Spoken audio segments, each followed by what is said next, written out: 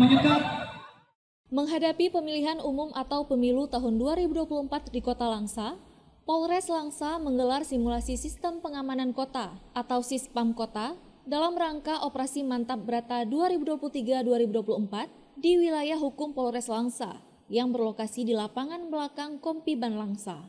Untuk rangkaian kegiatan simulasi tersebut meliputi kampanye dan penyerangan, pengrusakan atribut kampanye, masa tenang, pergeseran logistik pemilu, pemungutan suara, perhitungan suara di TPS, unjuk rasa di kantor KIP, masa unjuk rasa meningkat anarkis, penculikan ketua KIP, dan penemuan bom.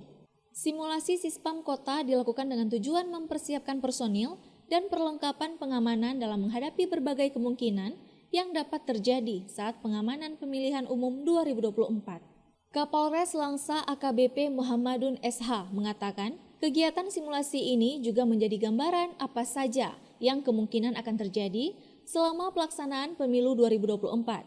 Meski sejauh ini di wilayah Polres Langsa masih dalam kondisi aman dan kondusif, tetapi pihaknya tetap harus mempersiapkan diri dengan segala kemungkinan yang terjadi. Kegiatan hari ini adalah sistem kota dalam seluruh rangkaian kegiatan dari Latprakop yang kita laksanakan kemarin dari Polda, kemudian kita laksanakan juga di Polres. Ini adalah rangkaian kegiatan terakhir dari Latprakop yang kita laksanakan kemarin. Untuk pemilu ini kita kurang lebih 460 personil yang kita libatkan, itu di luar dari TNI dan di luar dari Brimob sendiri. Kemudian kita juga mendapatkan 50 personil dari PKU Polda. Dari Langsa, Selinovita melaporkan untuk Puja TV Aceh.